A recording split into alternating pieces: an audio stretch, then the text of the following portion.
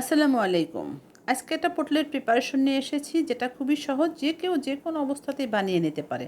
হাতের কাছে থাকা খুবই সহজ কিছু মশলা দিয়ে আজকের এই প্রিপারেশনটা আমি করব।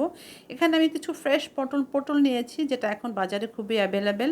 আর পটল বাছাই করার ক্ষেত্রে একটু দেখে শুনেই নিতে হবে যে পটলটা একটু সোজা হবে এবং যে পটলটা ফাটা না সেই ধরনের পটলই নিতে হবে। পটলগুলো আমি সুন্দরভাবে এরকম পাতলা একটা আবরণ আছে সেটা আমি তুলে নেব। এই যে পাতলা আবরণটা যদি না তুলি সেক্ষেত্রে পটল ভাজার পরে সুন্দর একটা কালার আসবে না, আর এটা খেতেও ভালো লাগে না। পটলের এই পাতলা আবরণটা তুলে নেওয়া কিন্তু অবশ্যই জরুরি। যে কোনোভাবেই আপনি তুলে নিতে পারেন, চাকু দিয়ে অথবা বটি দিয়ে, আমরা যে যেভাবে কমফোর্টেবল ফিল করি সেইভাবেই আমরা এটা তুলে নেব। একে একে সমস্ত পটলের এই পাতলা আবরণটা আমি তুলে নিয়েছি। এটা খুবই সহজভাবে এই রান্নাটা আমি আজকে আপনাদের সাথে শেয়ার করব। আশা করছি ভালো লাগবে। ভালো লাগলে প্লিজ আমার চ্যানেলটি সাবস্ক্রাইব করে দিবেন, আর যারা অলরেডি সাবস্ক্রাইব করে দিয়েছেন তাদেরকে অনেক ধন্যবাদ। নতুন যারা চ্যানেলে চলে এসেছেন তারা অবশ্যই সাবস্ক্রাইব করে দিয়ে ভিডিওতে একটা লাইক দিবেন। আর এরকম কিছু ইউনিক রেসিপি পাওয়ার জন্য অবশ্যই বেল বাটনটি প্রেস করে রাখবেন, তাতে আমি যখন কোনো নতুন ভিডিও আপলোড করব সাথে সাথে আপনার কাছে চলে যাবে। সবগুলো পটলের পাতলা আবরণটা তোলা হয়ে গিয়েছে।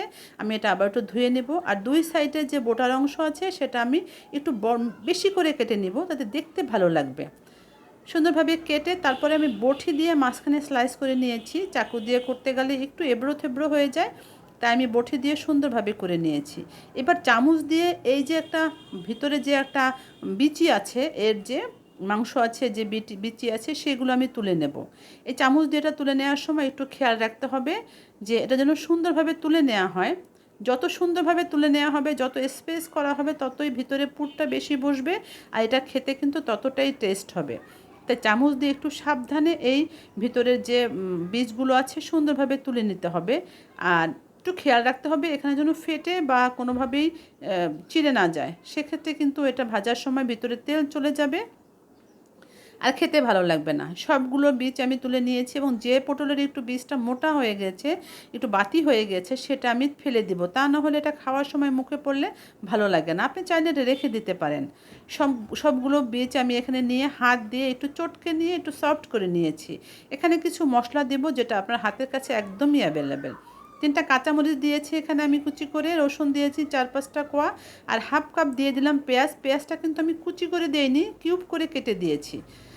তাতে কি হবে, এটা সুন্দরভাবে অ্যাডজাস্ট হবে। স্বাদমতো লবণ দিয়েছি, কালারের জন্য দিয়ে দিলাম হাফ চা চামচের একটু কম হলুদ, আর ভাজা জিরার গুঁড়া দিয়েছি আমি এখানে হাফ চা চামচ। ব্যাস, মশলা কিন্তু দেয়া শেষ। অল্প একটু 1 চা চামচ দিয়েছি এখানে সরিষার তেল। এই সাইজের চিংড়ি মাছ আছে, চিংড়ি মাছটা আমি একটু মাঝখানে কেটে দিব, তা না হলে চিংড়ি মাছটা বসানোর সময় একটু ঝামেলা হবে, আর এটা অ্যাডজাস্ট হয় না। এই যে পটলের বীজের সাথে এটা কিন্তু অ্যাডজাস্ট হবে না, তাই আমি কেটে দিয়েছি। চাইলে আপনি আস্তেও দিতে পারেন। সবগুলো চিংড়ি মাছ আমি এখানে দিয়ে তারপর আবার মেখে নিয়েছি। মেখে নেওয়ার সময় আমি এখানে দিয়ে দিলাম 1.5 টেবিল চামচ চালের গুঁড়া।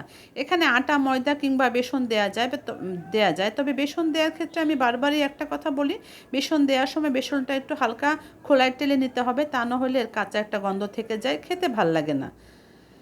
এখন যে পটলের খোলসগুলো রেখেছিলাম সেটার ভিতরে যে পুর রেডি করেছি সেই পুরগুলো সুন্দরভাবে বসিয়ে দেব, এবং চেপে চেপে বসিয়ে দেব, যাতে এটা লেভেলটা খুব সমান হয়।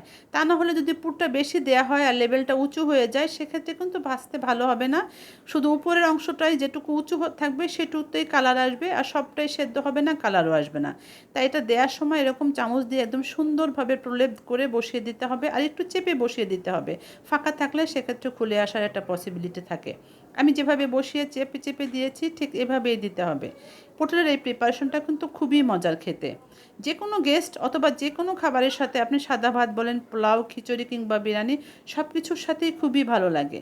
গরম ভাতের সাথে সত্যি একটা অপূর্ব একটা খাবার, আর এটা কিন্তু সবাই বানাতে পারে। একে একে সবগুলো বসিয়ে দিয়েছি, তবে বসিয়ে দেওয়ার সময় খেয়াল করেছেন যে সাইডটাতে পুর দিয়েছি সেটা আমি উপর করে দিয়েছি। যখন ওই সাইডটাতে সুন্দরভাবে কালার চলে আসছে আর সুন্দর একটা ভাজার গন্ধ বেরিয়েছে, ঠিক তখন আমি এটা উল্টে দিয়েছি। উল্টে দিয়ে আবার একটু ঢেকে রাখতে হবে, তা না হলে ওই সাইডটাতে সুন্দর কালার আসবে না, আর সেদ্ধও হবে না সুন্দরভাবে। এখানে আমি 2-3 মিনিটের জন্য ঢেকে দিয়েছি। 3 মিনিট পরে ফিরে এসেছি। ফিরে এসে যখন দেখলাম ওই সাইডটাতে সুন্দর কালার চলে আসছে, এটা আবার একটু উল্টে দিলাম। উল্টে দিলে এটা একটু সুন্দর, আর একটু সুন্দর ব্রাউন কালার আসবে, তারপরে আমি এটা তুলে নেব। আর এটা তুলে নিতে, এটা সব মিলে আমার মোটামুটি 6.5 থেকে 7 মিনিট ভাজতে সময় লেগেছে, আর চুলার আঁচটা কিন্তু এক্ষেত্রে মিডিয়াম করে রাখতে হবে। একে একে সবগুলোই ভেজে আমি তুলে নিয়েছি। এটা খুলে যাবে বা বেরিয়ে যাবে সেরকম কোনো আশঙ্কাই নাই এখানে, কারণ চালের গুঁড়া দিয়েছি ওটা তার জন্য এখানে ফিক্সড হয়ে গেছে। বলেছি আগেই যে আপনি চাইলে এখানে অন্যান্য আটা, ময়দা কিংবা বেসন দিতে পারেন। অনেকে অবশ্য ডিমও দিতে পারেন, ডিম পছন্দ করলে, সেক্ষেত্রে চিংড়ি মাছ দেওয়ার প্রয়োজন নেই। আপনার যেটা ভালো লাগে আপনি সেভাবে এটা বানিয়ে নিতে পারেন। আমি শুধু প্রসেসটা দেখিয়েছি আপনাদের সাথে। তো যখন কালার সুন্দর চলে এসেছে সবগুলো আমি তুলে নিয়েছি এবং পরবর্তীগুলো আমি একইভাবে উপর করে বসিয়ে দিয়েছি এবং একই সময় নিয়ে এটা ভেজে নিয়েছি। আশা করেছি আজকে যে ভিডিওটা আমি আপনাদের সাথে শেয়ার করেছি এটা আপনাদের কাছে ভালো লেগেছে। ভালো লাগলে বাসায় অবশ্যই একবার ট্রাই করবেন। আর ভালো মন্দ চাইলে আপনারা আমার কমেন্টে জানাতে পারেন, আমি আপনাদের কমেন্টে রিপ্লাই করব ইনশাল্লাহ। সবাই ভালো থাকবেন, সবাই সুস্থ থাকবেন। আবার নতুন একটা ভিডিও নিয়ে ঠিক চলে আসবো। আল্লাহ হাফেজ।